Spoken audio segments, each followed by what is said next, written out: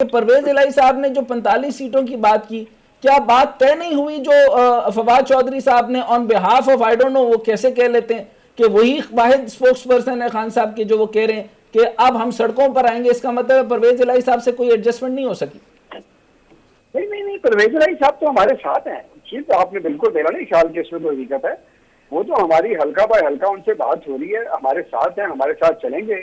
और बाकी ये है कि फवाद चौधरी साहब जो है वही पार्टी का मौकफ देते हैं, जो ऑफिशियल मौकफ होता है वही बाहर आके बयान करते हैं। तो वो जो बात कर रही होती है वो बेसिकली पार्टी का मौकफ है।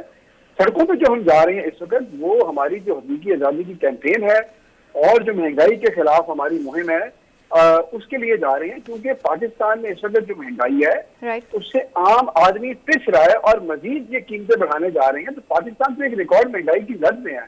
मेरे ख्याल में इन दोनों बातों का आपस में कोई ताल्लुक नहीं है। परवेज इलाही साहब वगैरह हमारे साथ चल रहे हैं, वोट ऑफ कॉन्फिडेंस लेंगे और उसके बाद हमारा मकसद यही है कि हम असेंबली की तहलील की जानिब बढ़ें। नहीं, वो बात तो आपको ठीक है सर। यानी अभी मेन सवाल से पहले ये बता दूं कि एक तो आटे का बहरान आया, ये भी जरा जल्दी से बता दीजिएगा कि ये फेडरल की तरफ से आया या पंजाब हुकूमत का इसके अंदर कसूर है सर? देखिए, बात यह है कि पंजाब का इसमें कोई किरदार नहीं है। पंजाब जो है वो वफाक की और पूरे पाकिस्तान की फूड बास्केट है। और बेसिकली इस वक्त बात यह है कि पंजाब में जो भी आटा प्रोक्योर होता है, जो यानी गंदम प्रोक्योर होती है और रिलीज होती है, वो पूरे पाकिस्तान के अंदर जो है वो जा रही है, कहीं स्मगल हो रही है। और आपको पता है कराची में इस वक्त जो है वो 20 किलो का आटे का थैला जो है वो 2500 रुपए में मिल रहा है। तो जाहिर है कि सारी गंदम जो है वो फिर स्मगल हो रही है वहां पे। मेरे ख्याल में इस बात के अंदर जो बुनियादी मसला है वो महंगाई है, वो बढ़ती हुई कॉस्ट ऑफ प्रोडक्शन है, इसकी हर जगह पे प्रेशर है। और उस वजह से जैसे सोयाबीन के अंदर जीएमओस का इशू है और आपने बैन कर रखा है, और वो जो है वो एनिमल फीड के लिए भी जरूरी है। इधर वफाक का जो है वो और मामला है, तारिक बशीर चीमा साहब कुछ और कह रहे हैं, इधर पंजाब की हुकूमत कुछ और कह रही है, लेकिन ओवरऑल आटे का बहरान तो है ना सर?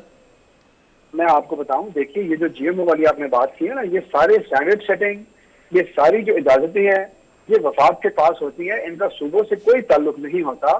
तो ये वफाकी हुकूमत का मामला है। मैं इस मामले से बहुत बखूबी वाकियत नहीं रखता, लेकिन मेरे ख्याल में इसको भी देखना चाहिए। अच्छा, ये बहुत अच्छी बात होगी। अब मैं असल बात पे आना चाहता हूँ सर।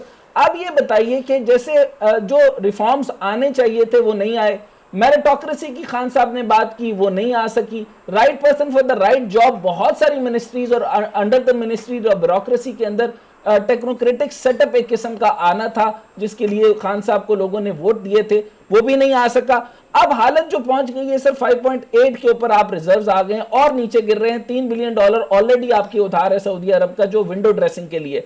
अब बताइए सर, जो माशी इमरजेंसी की ऑप्शन ली जा रही है और उसके अंदर आर्टिकल इस्तेमाल हो रहे हैं, तकरीबन आइन के आर्टिकल 232, 33 और 34 के मुताबिक 6 महीने की इमरजेंसी लगाई जाएगी। ये तो इलेक्शन डिलेइंग टैक्टिक्स है या वाकई जरूरत है आपको माशी इमरजेंसी लगाने की? देखिए, मैं दो चीजें कह रहा हूँ, बताता हूँ आपको। पहली बात तो आपने पूरा फैसला सुना दिया ना कि ये भी नहीं हुआ वो भी नहीं हुआ। मैं आपको सिर्फ ये दरख्वास्त करता हूँ कि पाकिस्तान तहरीक इंसाफ की हुकूमत की क्या काबिलियत थी या नहीं थी, वो मौजूदा हुकूमत का शाया करदा जो इकोनॉमिक सर्वे ऑफ पाकिस्तान है वो खोल के पढ़ लें। इस हुकूमत ने शाया किया है और आप देख लें कि पाकिस्तान के ग्रोथ फिगर्स कहाँ पे थे। देखिए, एक बात आप समझें कि इसाद दार ने पहले भी जब गए थे पाकिस्तान का रिकॉर्ड करंट अकाउंट खसारा छोड़ के गए थे। पाकिस्तान को तो मसला ही